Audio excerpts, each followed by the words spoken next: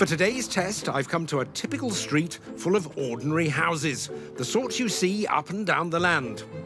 They may look unremarkable, but what's inside these houses is going to be key to helping me find the best value kit today.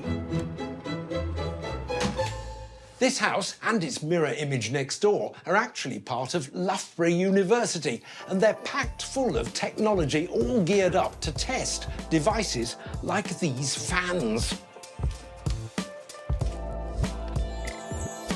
Because these fans are portable and can heat your home, they might save you money.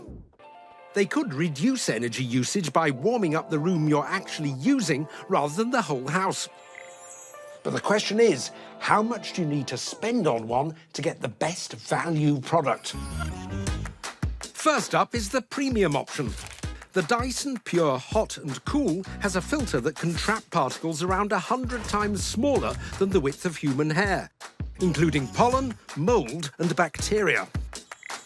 It has a built-in thermostat, so it stops heating once the target temperature's been reached, and it oscillates through 70 degrees, helping it push air around the whole room, all for £399.99. My budget option from Vortex Air costs less than half the price of the Dyson at £189.99.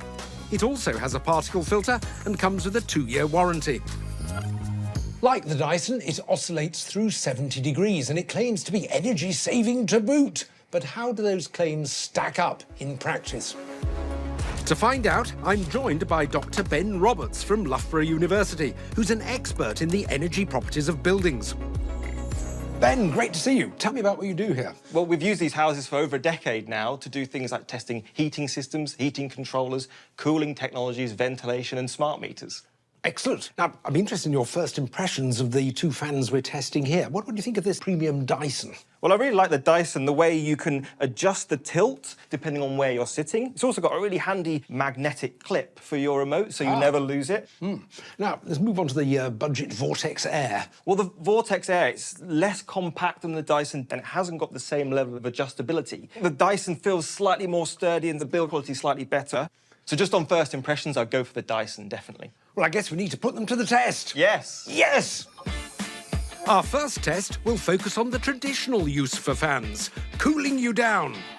How do these fans actually make you feel cooler? Well, they don't actually cool the air, not like an air conditioning system. What they do, they increase the speed of the air. And as the air moves across the surface of your skin, it helps the sweat evaporate, which makes you feel cooler. Ah, right. And it does that using a small propeller inside the base of the fan, which blows the air out of the holes. Yes, I mean, they call themselves bladeless, but in effect, the blade is still there, but it is hidden away.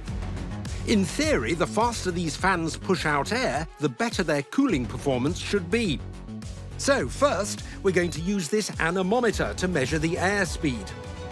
Both fans have 10 speed settings, and we're turning them up to the maximum to see which is best. OK, John, the Dyson had an average airspeed of 1.2 metres per second. The Vortex Air had an average airspeed of 0.6 metres per second. Ooh, so the Dyson's twice as quick. Yes. The Dyson may have better airflow, but does that translate to cooling down a real-life test subject? To find out, Ben has set the room to a balmy 28 degrees and is plastering me with thermometers to record my skin temperature over a 15-minute test. I think I'm getting cooler as the time progresses. It's quite noisy on maximum, the Dyson. I think you'll find it irritating if you're trying to listen to some music at the same time. Yeah. The noise of the Dyson is annoying no longer because the 15-minute test is complete. Before we find out the results, we head next door to perform an identical experiment, again at 28 degrees, with the budget Vortex Air, and we turn it up to the max. I don't think it's quite as effective as the Dyson on first impression, but nevertheless, you get an immediate effect. Well, 10 minutes in, I'm still feeling slightly warm. No change in the cooling effect so far, but what about the noise level compared to the Dyson? It's a different type of sound, possibly slightly louder. The 15 minutes are up. And what's your final response?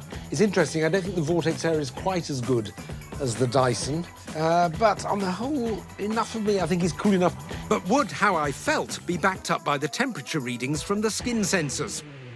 So this top line, the orange line, that's your skin temperature with the Dyson fan on. Right. And the yellow line with the Vortex fan on. Right. As you can see, we have quite a rapid decrease at the start of the test with the Dyson fan. Which probably ties in with that impression I had with it. I sort of was feeling cooler quite quickly. Yes, yes, yes. But overall, the Vortex fan, your temperature was slightly lower. Yes. But a very small difference. Right. I think, on balance, it's a bit of a draw in this cooling round. I'd have to agree. So, with only around half a degree in it, there's little to separate the premium and budget fans when it comes to cooling.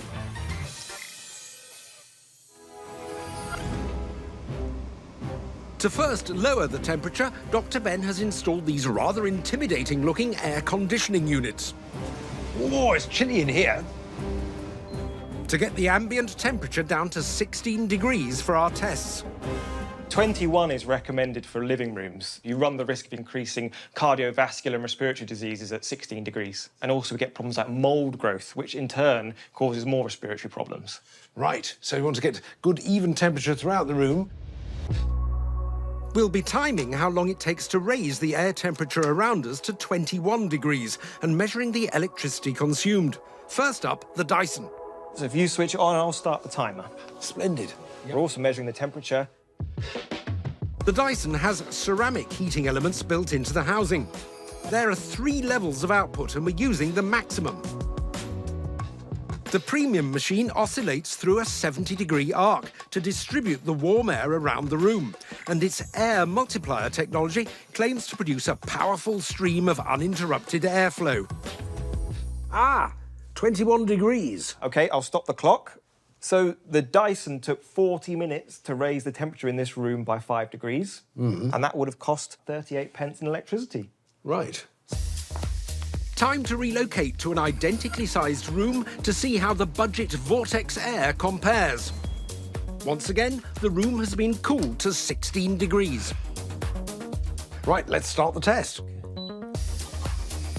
Like the Dyson, the Vortex Air has 3 different heating levels, and we're on max.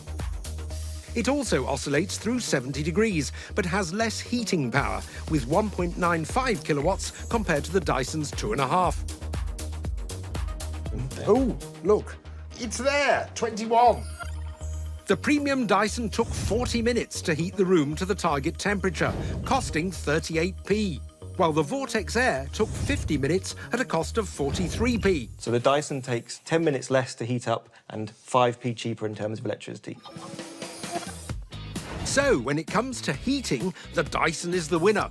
But after a whole day's testing, which fan does Dr. Ben think offers best value for money? The £400 Dyson or the £190 Vortex Air?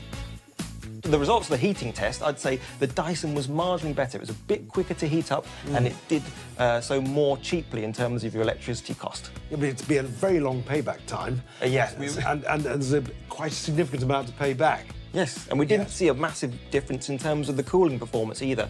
Even though the Dyson had a much higher airspeed, your thermal comfort responses and your skin temperature actually showed that there wasn't much of a difference between the 2 fans. So I think in terms of overall value for money, I'd put the Vortex Air ahead. Yeah, I think I'd agree with you there. Yes. And on that great money-saving tip, it's time for a break.